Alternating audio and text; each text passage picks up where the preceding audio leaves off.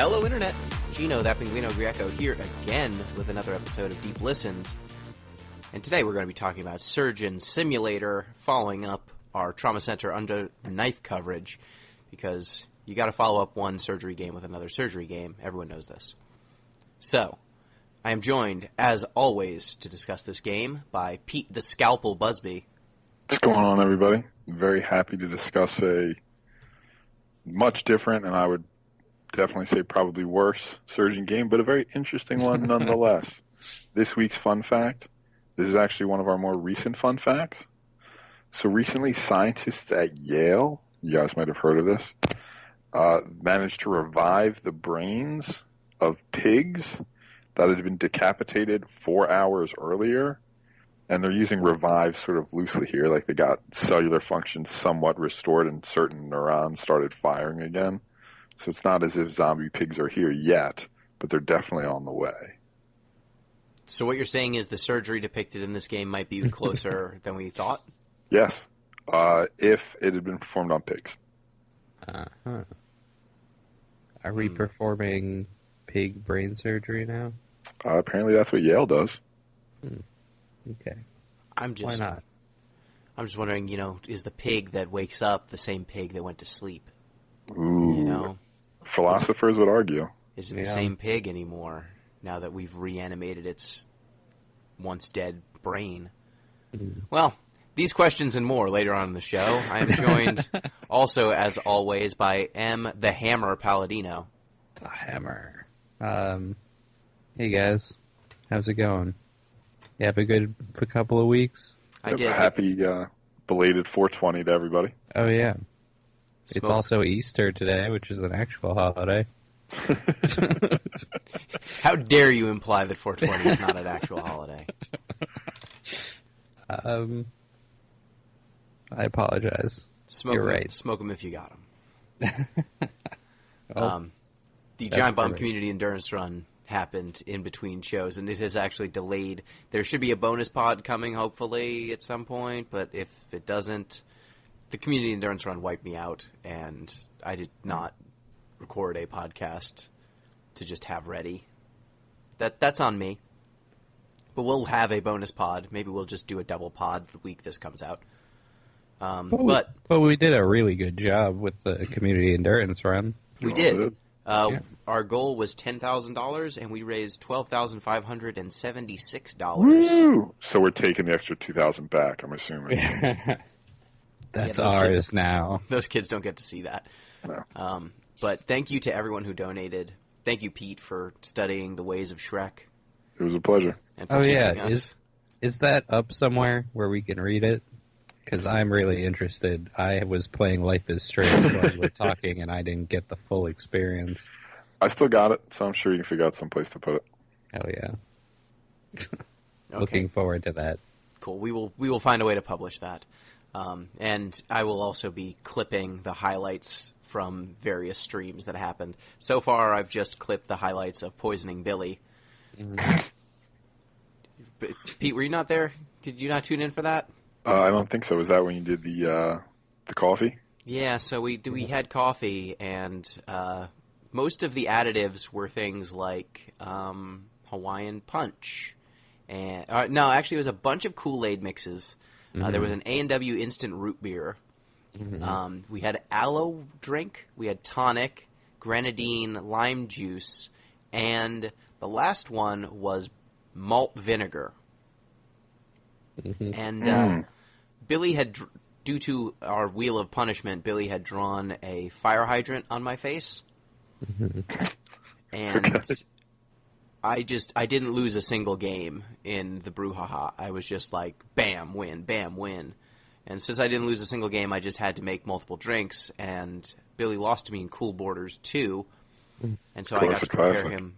Yep, I got to prepare him a drink, and I thought that it would be fun to get retribution for drawing a fire hydrant on my face. So I made him coffee plus malt vinegar.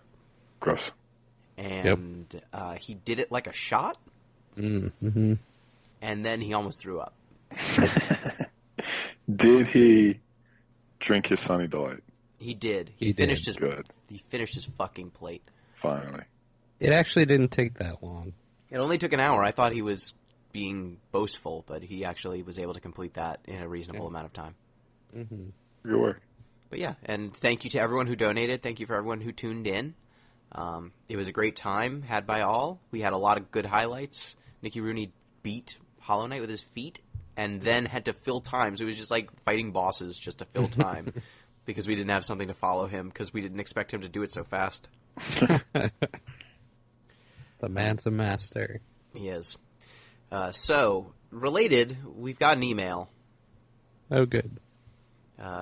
Related to the Community Endurance Run. If you want to get in touch with the show, you can do so at DeepListensPod on Twitter, deeplistens.libsyn.com. We've got comment sections, and deeplistenspodcast@gmail.com. And you could sound something like this. This is less of an email and more of a screed. This comes in from Chris ZombiePod Redacted. And he says, Dear leaders and members of the defeated army of Gino that Pinguino Grieco. On April 15th, 2019, a defeat most total and complete was dealt against your grand forces. Despite several format changes and swarms of reinforcements, 4-time reigning Giant Bomb Community Endurance Run fundraising champion Gino Grieco was defeated. The current leader of Most Raised for Pencils of Promise is, of course, myself. Through the sheer superiority of capitalism and stable business conditions, the lot of you have been defeated. There's no other way to put it. You have lost, and it is time for all of you to admit it. Despite having a series of creative gimmicks and grand prizes, you were all done in by a single humble man who played a total of 3 games over the course of 3 days. While you were all enacting unparalleled speedruns or entertaining role-playing sessions, I was busy talking about Star Wars and taking phone calls with my mother as we debated what shows to watch on Netflix. That's right, you were done in by a swearing 65-year-old retiree ranting about how much they love killing Eve. As such, it is time for everyone to pay their dues.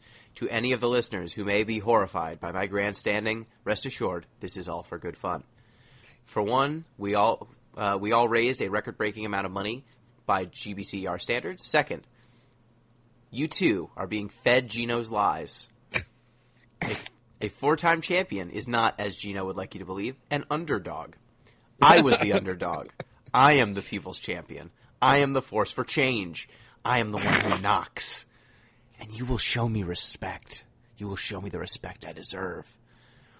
To Em and Pete, my surrender stipulations do not apply to either of you. You were, like many in a vanquished army, misled by a charismatic leader who sought to exploit you.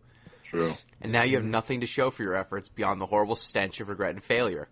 I direct my sympathy to both of you, although I must request Pete stop being a baby about the 76ers. For fuck's sake, Pete, you keep moaning about the process when only 2 players on your team are even from that era. Move the fuck on, for goodness sake. You might have me today. To Gino, I offer 2 simple terms to your surrender. 1, say my name and admit I defeated you. 2, finish your plate. You must play Hotiful Boyfriend, but this time it's the bad boys love ending. Oh, no. Now, unlike you, I am a benevolent leader. I will allow you to play Hotiful Boyfriend on your own terms. We do not need to record the podcast immediately. In fact, I will be generous and only request Gino finish Hotiful Boyfriend before the end of the year. God. Additionally, All hail our new leader. Additionally, when he is ready, I will open my schedule, grace him with my presence, and record a podcast with him, and I will assist him in enlightening the world about this storyline. Until next time, may peace and prosperity be with you. So first, yes, ZP, yeah, you did raise more money than me.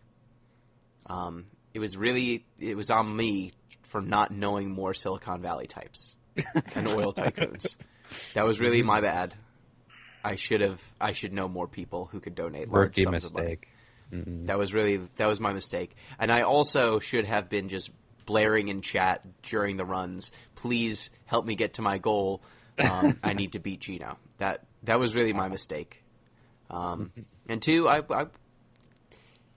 you thought that it would take like 3 hours to play Hotiful Boyfriend, and it took you 8 or 9. You ended up playing Hotiful Boyfriend for longer than you played Final Fantasy 13 too. That's a horrifying sentence I just said.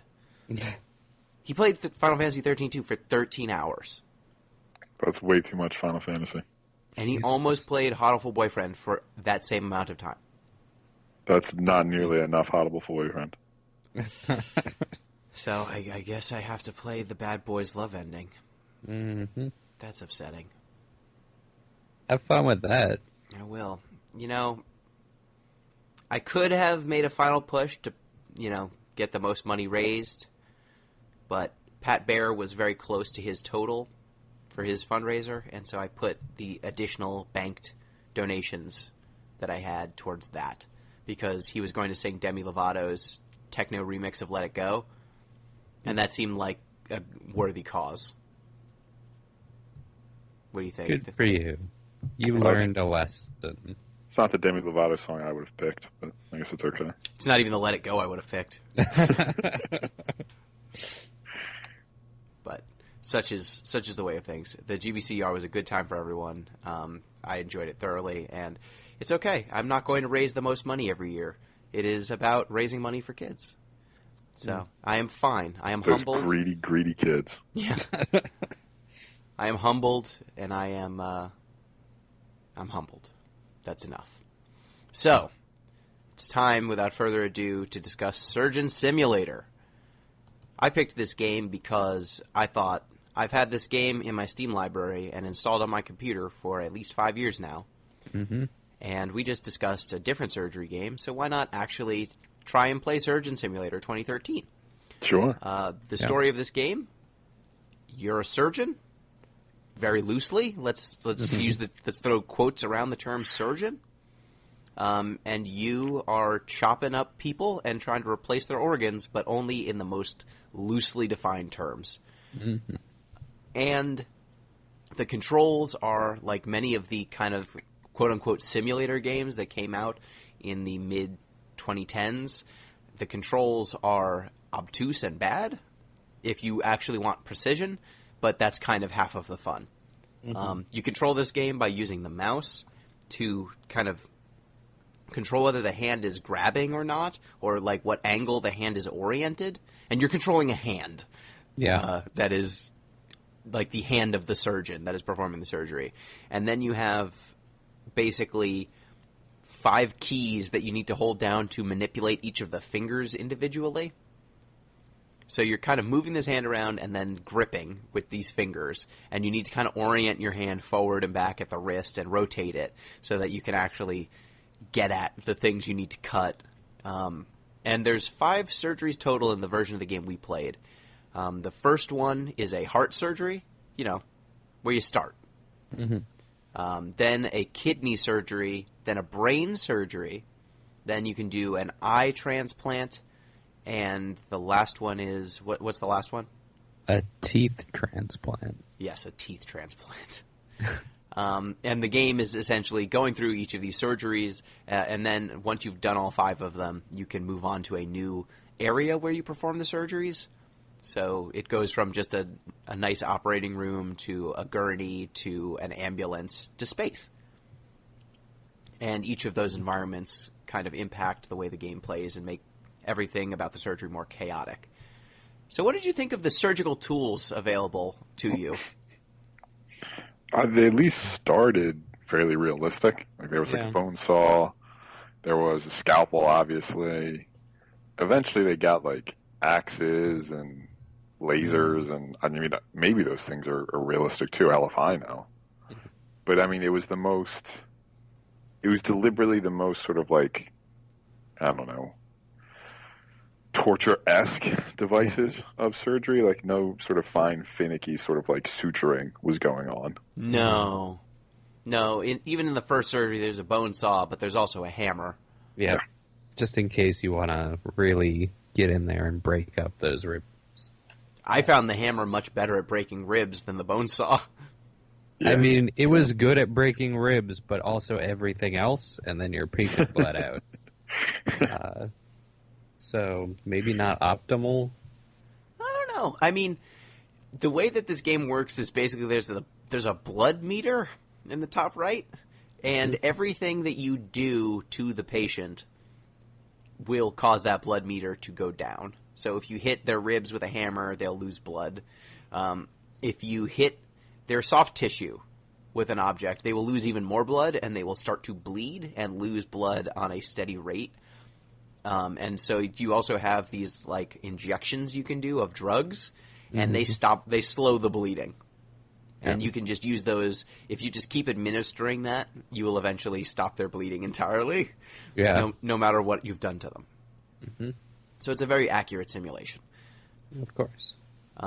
I found it's very funny how, like, the difference between making, like, just a full swing into the rib cage versus if you miss by just a little bit, the amount of damage you do just goes way up, which that's probably accurate. Yeah, I imagine if you hit somebody with a hammer in the wrong area of a surgery, not great. Mm-hmm. Yeah, if you hit them in the heart instead of the ribs, it's probably a big deal. Yeah. A little bit. I found the first surgery, the heart surgery, does the best job of showing what this game is about because there's a bunch of organs to work with. You've got these ribs that you need to get out of the way. And you basically need to break all the ribs and remove all of the organs so that you could get to the heart because these stupid organs are on top of it. Yep. And once you've removed everything, you just kind of need to drop the heart into the general vicinity. You just plop it in there. Yep. Yeah, you just need to put it near where the heart belongs, and then the game says good enough. Mm-hmm. He'll be fine. Yeah, it's mostly like in its way, it's a lot almost like a claw game. Yeah. Like the point is like to position your hand over whatever you grasp and then just like move it to another area. Mm-hmm. Yeah. And the game hates you for playing it. Yeah. Like, everything controls really poorly, and everything's very finicky, and there were multiple times where I got, like, my hand caught on the ribs or something, or the tool that I needed ended up caught on an organ, and so I'd accidentally drag it across the organ, and if you do that, it, like, really messes it up. It hurts the organ a lot, and that will cause your patient to die. Yep. I tried to play a new game right before we recorded this, and I ended up, as soon as you rip the paper or the sheet that's covering the patient's exposed organs away, my hand got stuck inside their stomach. Yep. And then I just kept doing damage, and I couldn't get it out because it was stuck between two ribs, and that patient died. Yep, that's the thing that can happen in this game. Yep. Honestly, the sort of punishing controls, probably the most accurate thing about like me simulating myself being a surgeon. Like if I ever try to do this, like that's probably how it would go mostly. I don't know how my hand works. Yep. I've instantly forgotten now that this person's life is in my hands. Yeah. Yeah, what are we doing here? Mm-hmm. And I just think that there are a lot of times where just the precision of the controls are what make this game any fun at all, but also it's kind of miserable to play. Yep. This game, I think, is, and this is something I definitely wanted to touch on, this is one of the games that came out right around where Twitch was getting really popular and YouTube, and this game was very popular on those sorts of viewing experiences. Because this is a game that is much more fun to watch than it is to play. Mm-hmm. Oh, yeah. Except if Jacksepticeye is playing it.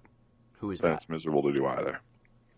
You know that YouTube streamer, Jacksepticeye? No. No. Oh, he's a really famous video game YouTube streamer, and he sucks, and I hate him. Oh, okay. Does he scream and do voices? Yes, he does. Oh. Is everything like dialed up to 11? Yes, so he's a video game YouTuber. Yep. Does he say fam? I don't know. Well, at least he's maybe got that going for him. Yeah. But yeah, this is a game that definitely is made almost entirely for lulz and watching someone try to play it and do reaction shots and scream and do all that sort of stuff while they're trying to play it. Mm-hmm. And actually playing it made my hand hurt.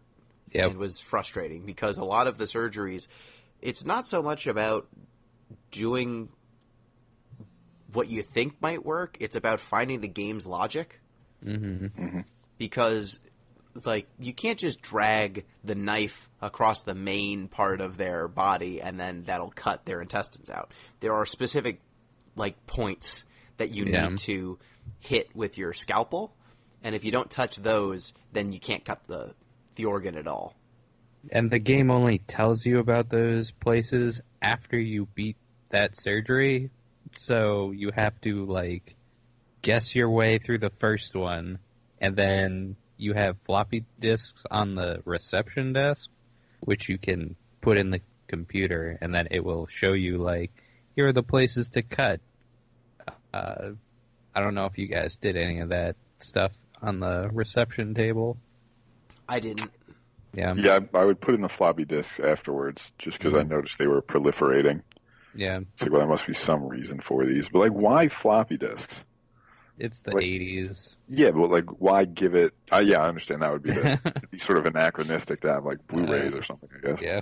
But why give this sort of, like, a retro 80s veneer to the whole thing? I don't know. That's a good question. Yeah, I don't really know other than they chose an aesthetic for it. Yeah. And they decided it was 80s, but like the drug use, like, I guess it's supposed to be you're a backdoor doctor who's like high on drugs, pounding pills, and for some reason the 80s seem to jump and make, the best match for that. Yeah, maybe. But would, like, a high-flying, drug-abusing doctor really wear a calculator watch? Well, that's how you know it's the 80s, because he's got a Casio watch. Right. That's a fair point. I guess I wouldn't recognize, like, oh, that's the 1987 gold Rolex. How accurate. Yeah, you need nothing about this game is subtle. Yep. They're just trying to grab the biggest possible signifiers of the time and the place. And down to the music and the floppy disks and what happens when you accidentally take the drug. Did you ever stab yourself with the drugs? With the painkillers? It's really annoying. Yeah. I don't think so, no. It fucking sucks. It makes the whole screen like this psychedelic thing. Oh, that's what did that? Yeah, Yeah, it like I slows did everything down. It doesn't slow everything down. It just like applies this filter effect on you for Yeah. the rest of the surgery. Yep. Unless you stab yourself with the other serum, which seems to be specifically there just so you can not be high while you're doing surgery. Oh, really? I didn't notice that. Yeah, the like bluish gray one, that is the antidote, basically.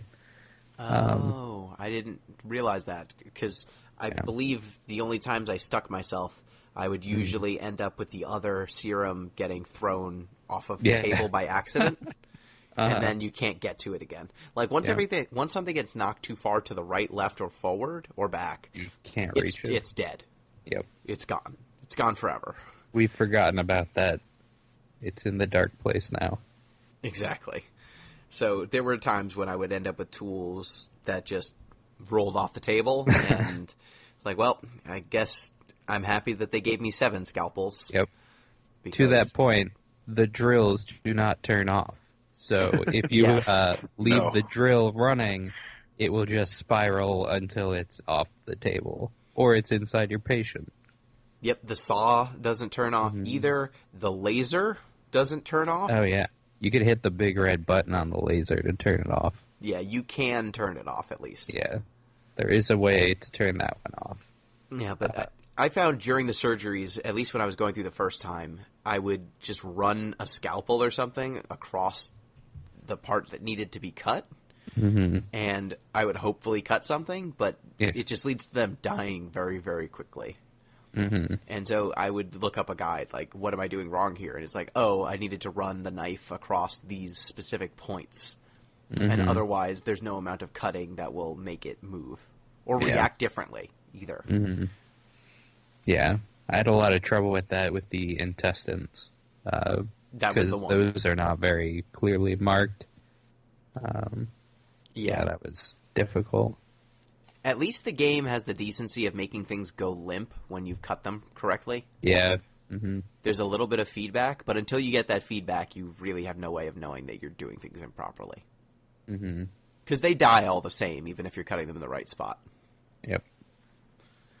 It was funny for me the few times where I cut like part of something, but not all of it.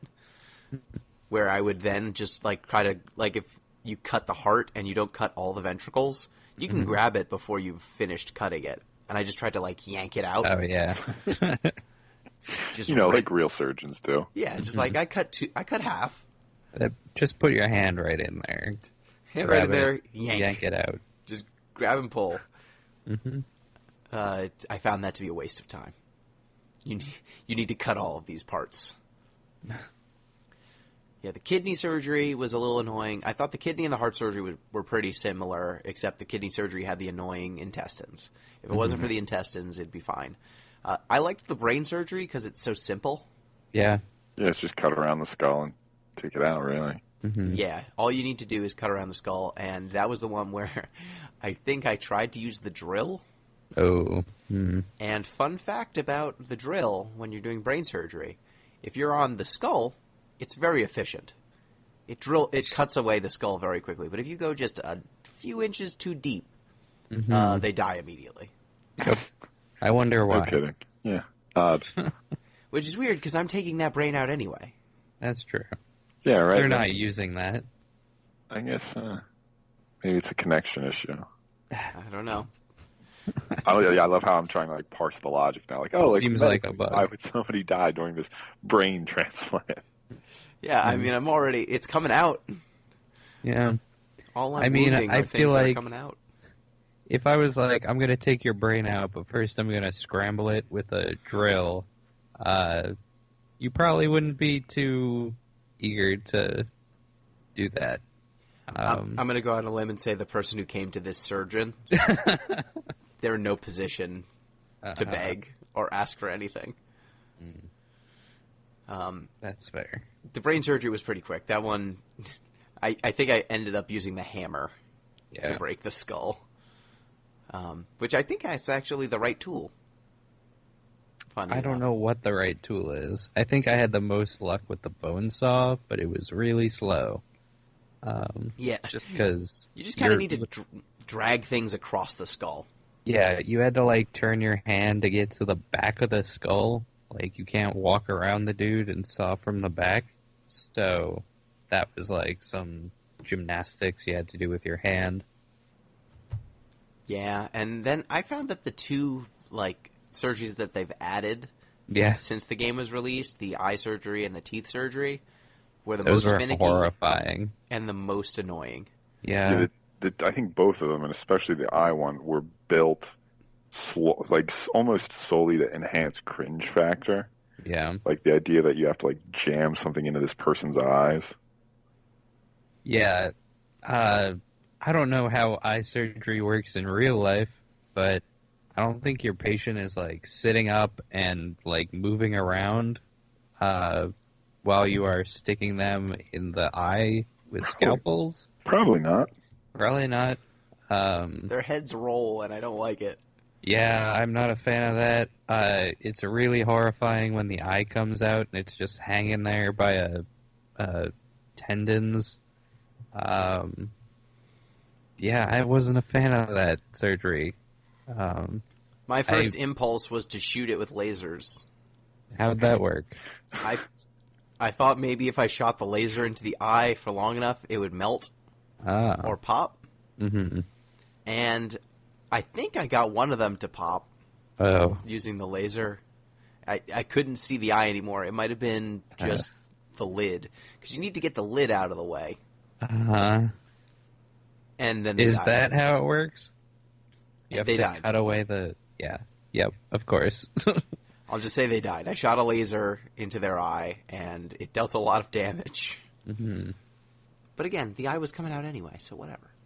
Yeah. If he just kept his head still, I would have shot the laser right into his eye, and it would have been fine.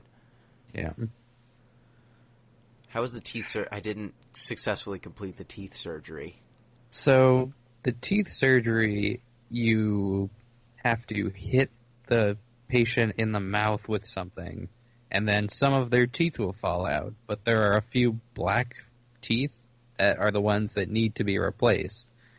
But if you're just swinging, you can take out any number of teeth, and then you have a little box of teeth to your side, and you have to use a tweezer to pick up the teeth and put it into the mouth. It is super finicky.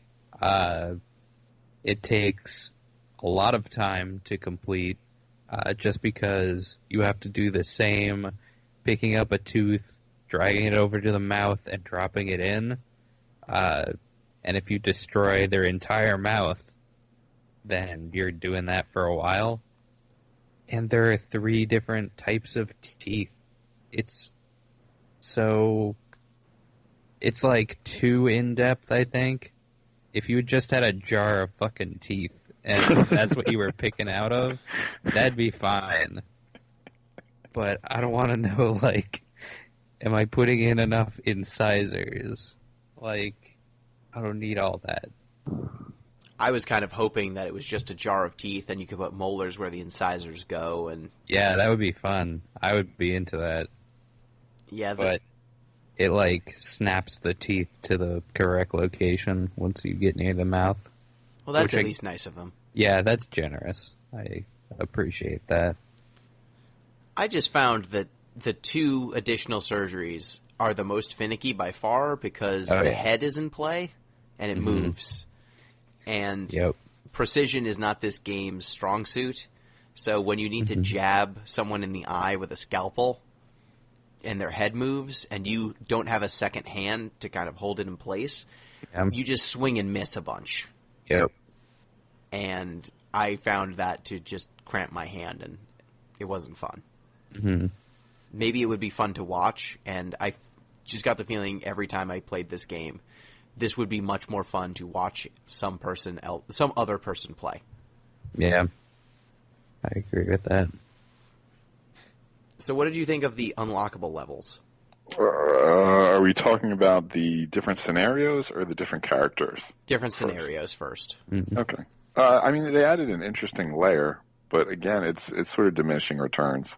Mm-hmm. So, like, there's 2 of them. The first is like a gurney trip. So you're operating on somebody on a gurney, sort of rolling through a hospital, presumably.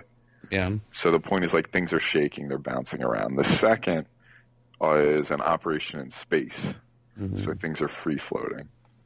So, like, because the surgeries are so similar, which is these sort of environmental shifts, the first one is good. By the time you get to the next 2, there's really not that much more to recommend them, right? The more interesting thing would be had they continued to vary the environments. Like maybe like one underwater or like, I don't know, something like that. Whitewater rafting. Yeah, sure. There's also the ambulance, which is bouncing around. That one's pretty brutal, because if you're doing brain surgery and then the ambulance bounces, there's like a fire hydrant that's always moving around. It gets a little hairy in there. Your patient can die just because the ambulance happened. Yeah. This game, because of its, like, made-for-Twitch nature, it just made me wonder, like, was this trend where it's, like, X simulator, like Surgeon Simulator, Goat Simulator, there's a bunch of these simulators that they really only exist to be watched. Yeah. And I don't understand. I don't know if it's a good thing that. I mean, I guess it's okay that these games exist, right? No. And they found it. No. No, it's dumb. Well, I wouldn't mind if these games had some sort of path to viability that wasn't just YouTubers, or if it's all for YouTubers. If this was like a license or something that YouTubers like paid an exorbitant amount so they could have this fun game to cast. Yeah. But these games, like, to actually try and play them, they're not enjoyable. And it's just a really odd way to judge a game, right? Yeah. It's not fun for me to play it. It is actively uncomfortable. But this is just a spectacle or a thing. It's almost like playing Twister or something. Yeah. I think of it like stunt food. Like foods that are designed to be like so brutally spicy that like it's not enjoyable to eat. It's just like something you've done, and now you can either stream it if you're like a food blogger, or just be like, oh yeah, I ate that. Like like a notch in your belt, basically. Tell all your friends. Yeah, like drinking coffee and malt vinegar. Sure. I don't think Billy's going to tell anyone about that. Well, that's fine. The internet already knows. Yeah. But it's basically like that. But it was just such a weird, and it's still kind of ongoing, this trend that we're just going to have these series of games that don't play well, Yeah. that kind of have a weird, funny goof about them. It's Co-op. You remember that? Yep. Yeah. For those who don't know, it's a game where you have to run a race using keys on the keyboard as your limbs, and you just end up doing funny splits and stuff. Yeah, that's basically this game, except they put a lot more stuff into this game. You have to use your whole hand. There's different items.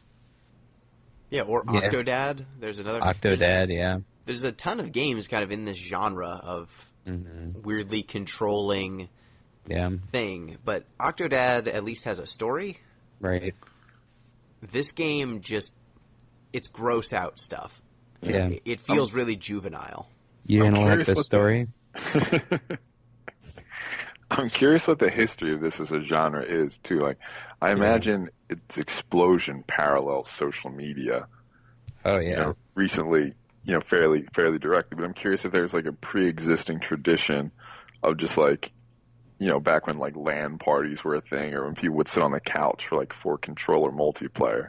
If there were similar sort of games like this, I imagine you couldn't build a full like cartridge release, so to speak. Like, these are more like Steam relevant as opposed to like PlayStation 4 relevant. Well, Surgeon Simulator started out as a global game jam entry, and it was made in 48 hours. Mm-hmm. And then it, took off, and so they made a full version of the game. Yep. But it's been re-released on like PS4, Switch, like PC. It's out on pretty much all the systems. How like they're all probably marketplace downloads, right? Yeah.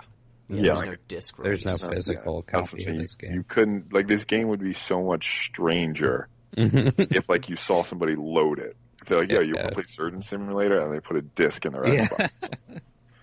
That conveys a very strong decision to play this game that I don't think this game wants you to have. This is one of those games that you want to like be scrolling through your Steam library and you're like, oh yeah, I have this game, like Gino did. Whatever, what the hell? Like, let's check it out, I guess. Yeah. Yeah, it's just an odd thing for me seeing like Goat Simulator and I Am Bread, like all these different weirdly controlling games. I Am Bread. Yeah, that's Do you know I Am Bread? I don't. I'll have to check that out. Okay. The title is as it sounds. Yeah, it seems to be an accurate description. Yeah, and all these games are made by like talented developers from talented studios. Yeah. But they make these weird goofs that just take off as memes. Yeah. And take off in the YouTuber and Twitch community. And so now you've got success because you made a game that's deliberately weird. Yep. And funny to make fun of. Mm-hmm. Well, I can see how like these big name developers get into that because they're like the ones who are at the forefront of like, how do we mess with controls? So that's interesting as like a thought experiment. Exactly. Or a technical exercise of some sort. Mm-hmm. Yeah. Like, how can we, use the keyboard to our advantage? That sort of thing. And then some games just end up being weird, and then they get a cult following, basically. I know, but there's now this cottage industry of finding these sorts of cult... Like, it's not even, at this point, that hard to see which of these games will become a mini hit because of this. Because there are dozens and dozens of games that are shoddily made, going for the same aesthetic. Yep. That are just being farted out on a regular basis at this point. But I wouldn't even mind it if it were like simple, even shoddily made games that like one enjoys playing. Mm-hmm. Like if you think about a game like Snake, right? Like Snake is an incredibly simple game, but it's fun for the individual playing it, and it would be boring as shit for anybody outside watching it. This sort of reverses that paradigm. Like, I have to have a bad time in order to then be able to show it to you such that my audience might enjoy it. Like, that just seems like an annoying paradigm to me. It is. Yep. And it would be. And it's just, I guess I understood it more when I talked with like my little cousins who have gotten into these sorts of things because they've watched screamy, shouty YouTubers playing stuff like this, and then they'll play it and they'll be like, "Look, this is so weird and ironic and funny," and I'm like, "But this thing plays like shit. Like, what are we doing?" And at least Goat Simulator, like, it doesn't control poorly. It's just a weird kind of random game. Yep. But this game, I enjoy bits of it. I enjoy the concept, but I didn't anticipate, and I came in like expecting to enjoy this game. I didn't expect the controls to bug me so much, and the game's lack of feedback on what you need to do to bug me so much. But it did. I just feel like this game, if it didn't get that kind of cult following or those boosts from Twitch or YouTube, or kind of the comedy boost as this, kind of joke, I don't think this game would have been successful. Like, there are big design problems with it. Oh, yeah. I think it was in the right place at the right time, that sort of thing. Like, if this was on shelves, like we said, no one would ever buy it. It would be in the bargain bin for like $5. We would probably have played it at the bad game section. It would have been in the community endurance run after Frogger 2 Exactly. Swampy's Revenge. I had you in that, too. Well, until the end. Till you didn't. Still mad about that. Sorry. I was robbed. Anyway. Yeah. I understand what you're getting at. Like, just Surgeon Simulator, and then it kind of got grosser because of the downloadable characters that they've added in subsequent playthroughs or subsequent releases. Are there multiples, or is it just Donald Trump? I think it's just, as far as I know, it's just Trump. Yeah. There is an alien, too. Yeah. But that's not a downloadable character. That's just, I don't know, space. Yeah. It's the progression of the story. That very important part of this surgeon game.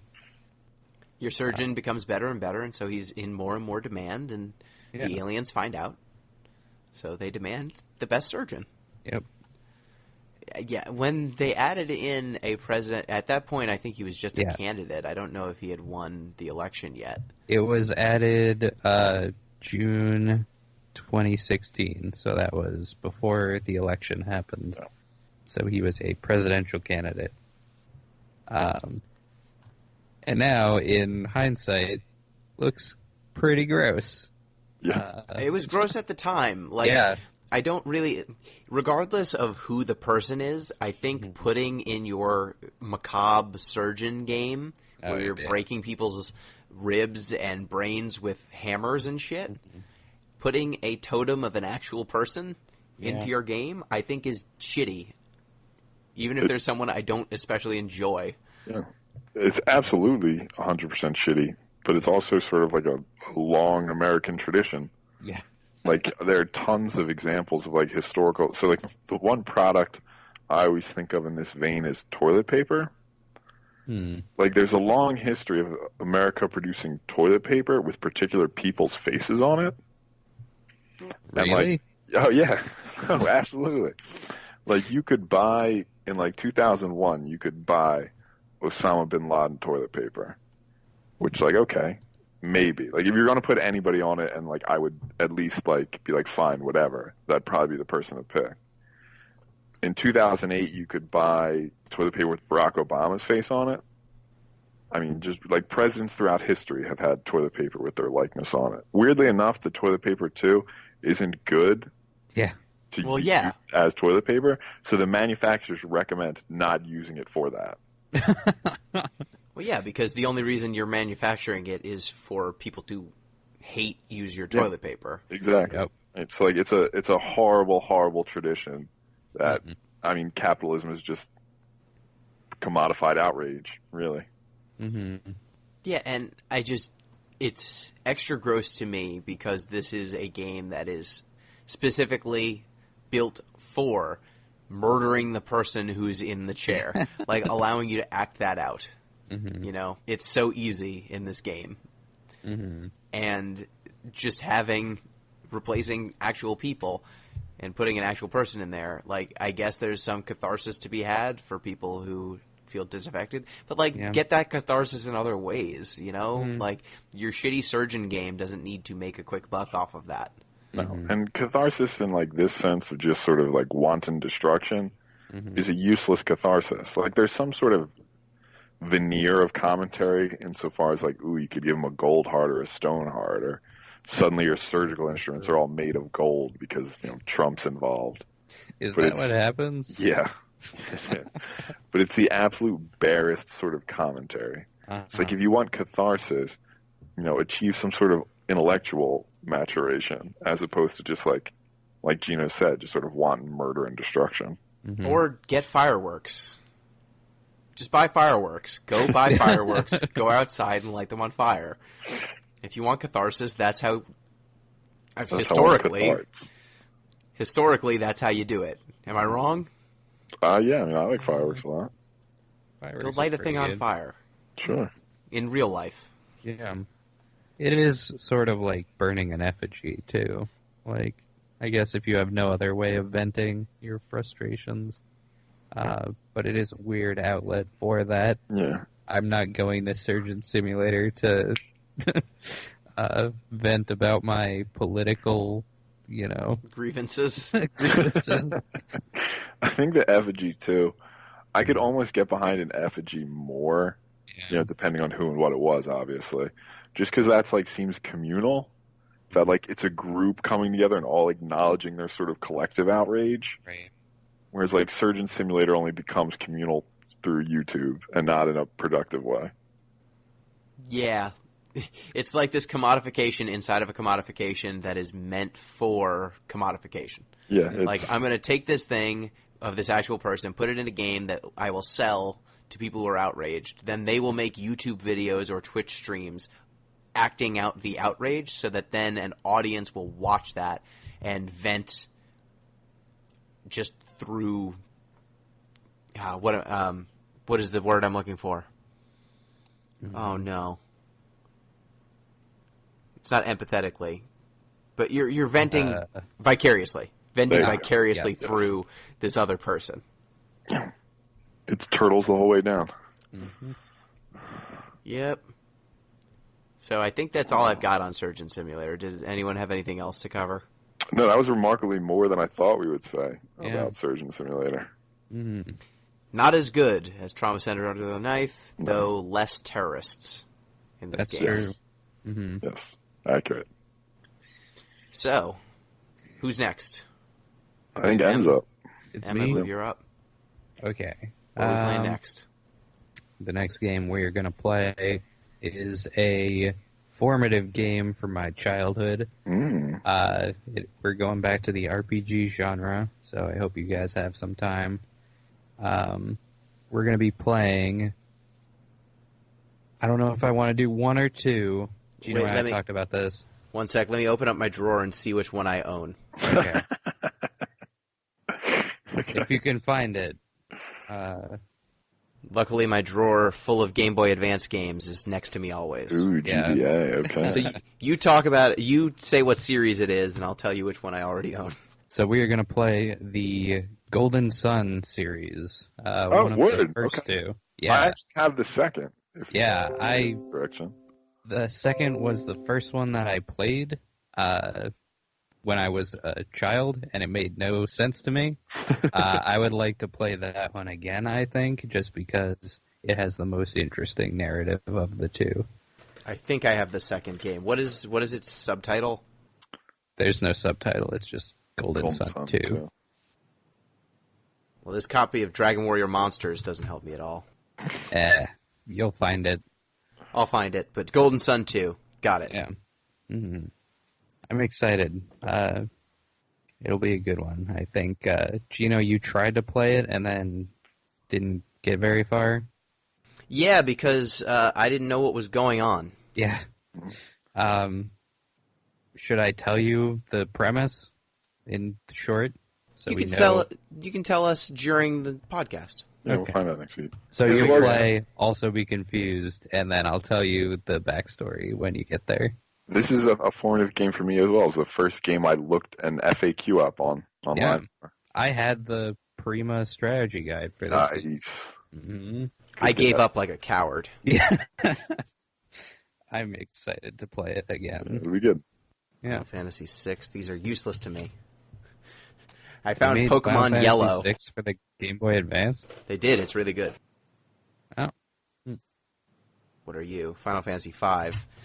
I'm just going to find all the Final Fantasy games. This is useless time right now. Okay, so next time we'll be playing Golden Sun 2. Hopefully I've got it in this drawer somewhere. Oh, Pokemon Gold. Ooh, nice. This is just a trip through memory lane right now. So thank you, Pete. Yeah, I guess a certain kind of pleasure, if not an enjoyable one. Thank you, M. Thank you. Looking forward to next time.